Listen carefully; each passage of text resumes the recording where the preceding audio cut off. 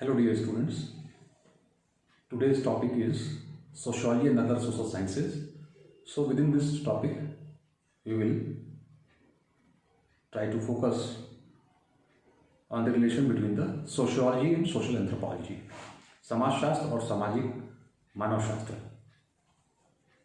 As we all know that sociology meaning a systematic study of the interactions of the individual and groups, social institutions and the norms and values of the society, has grown a distinct discipline from the 18th century onwards. Anthropology grew into a separate discipline during the 19th century. Anthropology grew and built its knowledge from archaeology, physical anthropology, cultural history, linguistics, and the study of life of primitive man. It forged strong ties with natural sciences, just as physical anthropology being very close to biology. In spite of these developments, it is more relevant to sociology. Today we notice that there is a good deal of convergence between the two disciplines, sociology and social anthropology. Before we proceed to the differences between the two, let us know something about the growth of the social anthropology. It was in the 19th century that anthropologists started studying societies. Colonges in the France made a study of Greek and Roman societies and concluded that religious beliefs gave form to social structure and determined its organizations. Elwood examined how the breakdown of religious beliefs in America resulted in antisocial behavior of moral decay. So it was E.B. Tylor that the English School of Social Anthropology began. Tylor's work was followed by that of Fraser.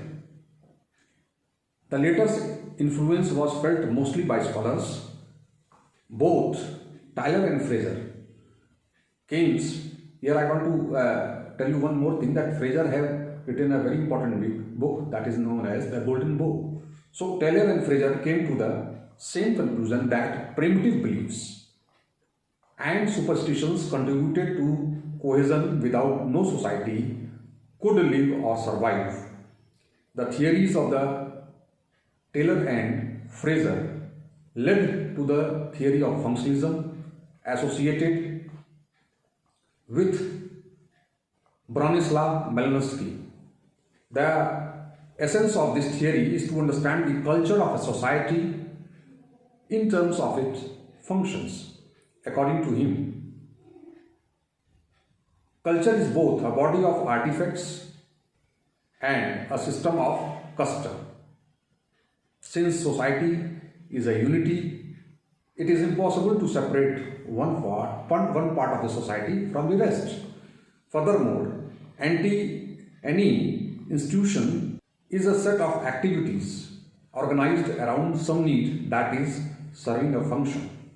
Talking of the differences between the sociology and social anthropology, as they were some time ago, both had distinct origins. As I have told you that sociology, the 18th century, and about the anthropology, the 19th century. So sociology grew out of the philosophy of history, political thought and social service. On the other hand, social anthropology had its origin in the physical anthropology and ultimately in biology. As I told you that physical anthropology have a very deep relation with the biology. So secondly, social anthropologist tends to closely study small societies which are relatively unchanging and lacking in historical records, such as Melanesia. On the other hand, sociology and sociologists often study parts of an existing society like family or social mobility. This difference in the field of study is because of the methods that the both disciplines employ. The method employed by sociologists are loaded with values and hence the conclusions are tinged with ethical considerations.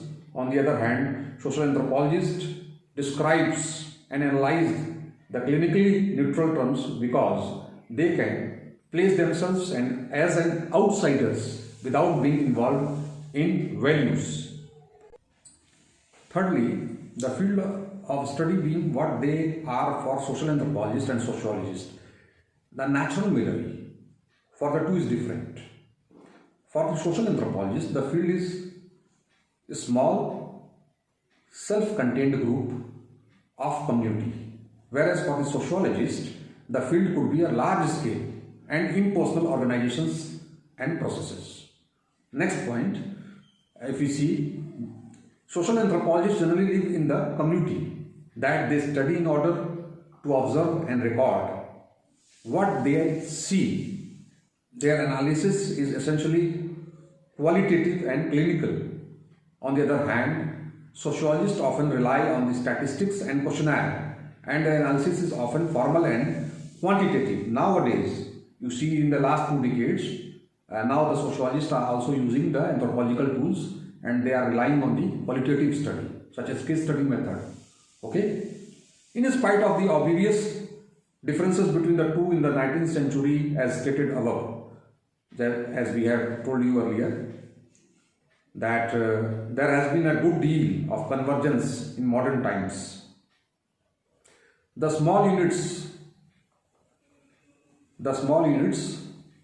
of study which the social anthropologist requires are fast disappearing because of the influence of Western ideologies and technology.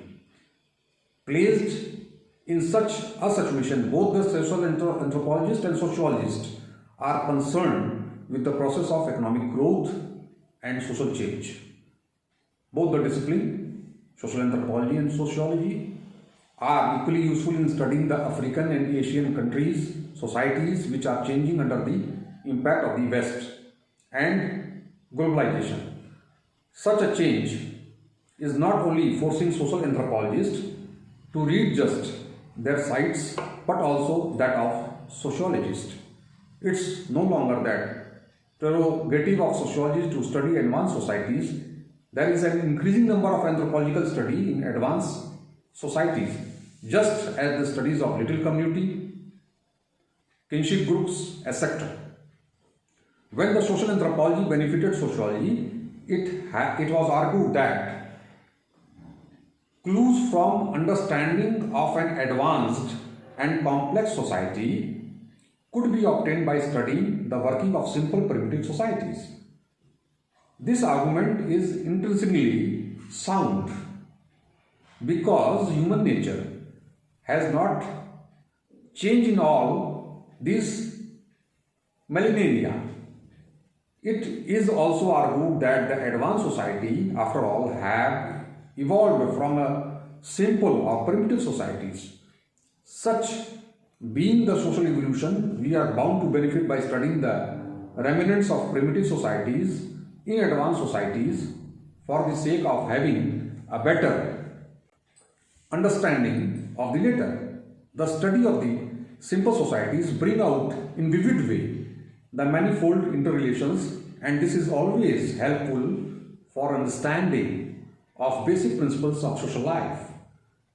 It is also useful in organizing theories also. Furthermore, some basic concepts such as structure, function, status, role, conflict, change and evolution are also used by the sociologist and social anthropologist, and these features, differences indicates the interdependence of the sociology and social anthropology in understanding the social behavior. There is only one genuine difference between sociology and social anthropology. That is the difference between the method of survey, research and intensive fieldwork.